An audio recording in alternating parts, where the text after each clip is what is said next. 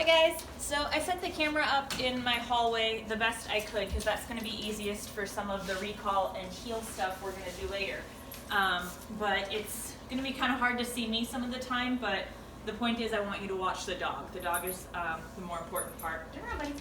This is Mendo. He is about 3.5. He's a German Shepherd Malinois mix that's been with the rescue for about a year. So he's with me for just some basic manners and socialization, environmental stuff. He has done a lot of this stuff before, but he's not as experienced with it as my dog, so you'll kind of get to see some of the learning process that goes with this stuff as well. Oh boy.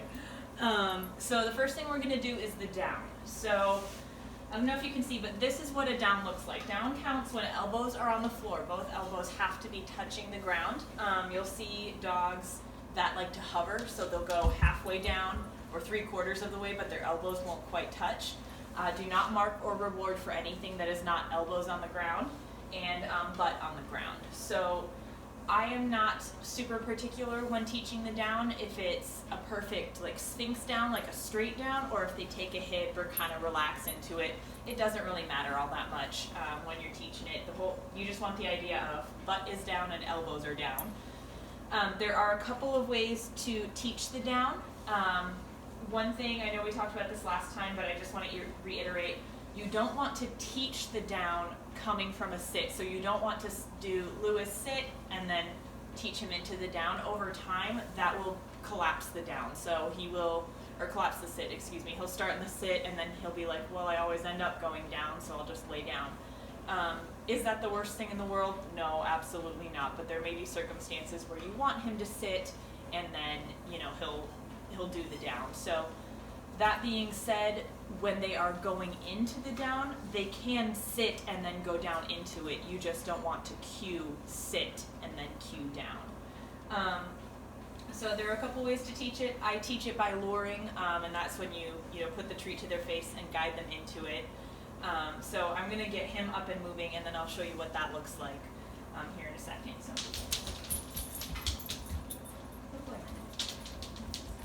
So treat at the nose. Get him interested in it. He's just got kibble. And then guide the nose down. A lot of times you'll get a pause here. Kind of, you want to go from where their head is, just straight down, or back a little bit towards the feet, because that'll collapse their body and push their elbows closer to the ground.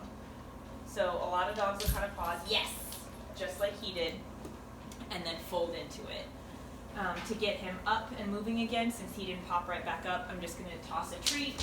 You can do that for Lewis too. You don't have to toss it very far. And then when they come back, we're back down. Yes. And then just mark when butt and elbows hit the floor.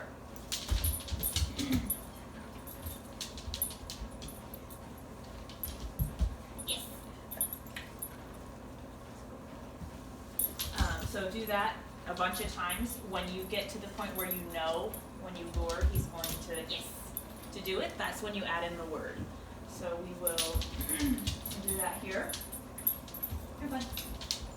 Mendo down. Yes. And you can see with that one, he had sort of started already going down. It's just timing, and my timing is not perfect either. So we're all humans. We all mark at the wrong time, and that's okay. Mendo down. Yes. Boy. So once you introduce that down cue, just keep pairing it with the lure. When you're adding cues, though, remember to keep Mendo down.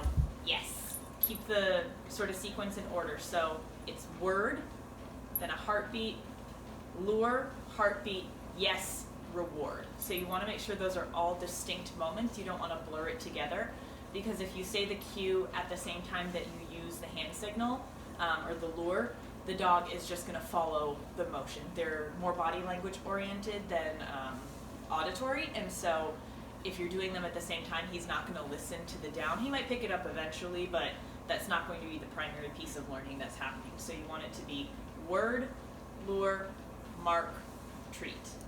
One more so you can see it. Mendo.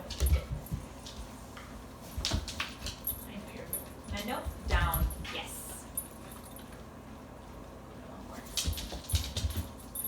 he does know a down, so it's a little bit quicker. Down. Yes. Good boy. So he kind of falls into it, and Lewis will pick it up lickety split once he gets it. Mendo, down. Good boy. And so just keep building on that.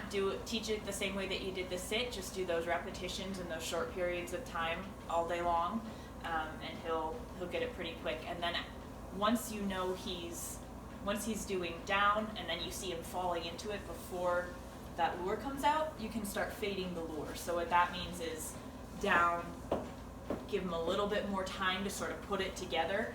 And with some dogs, you'll say the word, and they'll kind of be like, huh?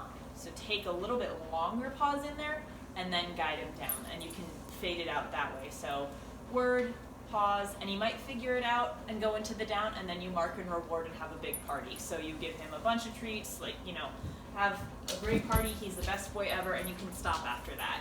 Mendo, down. Yes.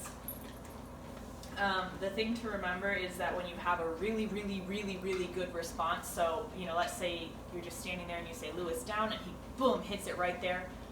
End on that high note, end on that awesome, yay, great. And it's okay if you've only done 3 or 4 repetitions. Just be done with that. You don't have to have a minimum amount in order for it to count.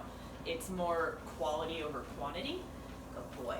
So that's the down. If you're having a ton of trouble getting him to follow the lure, you can do what I was doing last week, where you sort of take your legs and make a bridge and guide their body, yes, underneath you like that. And it's not about using your leg to push him down. It's just sort of using it as like a cover, so they have to lower their body to get into it. So you would mark at the same time when the elbows and the butt hit the floor. You're just using that leg as sort of an environmental piece to give them the idea of the shape they're going into. And then you just take that away, and he'll start getting it. You won't need to do anything fancy to get rid of it. Boy, you're a sweetie. Yes, you are. So that is down. If you have any questions, let me know, but just incorporate that into your routine and start working on the down. That's going to be a really helpful tool. I love the down. So useful for so many things. So we'll get working on that, and then I will make your other videos. The other things we're doing tonight are recall, hand touch, and some loose leash walking stuff. So look forward to more. Oh, yes.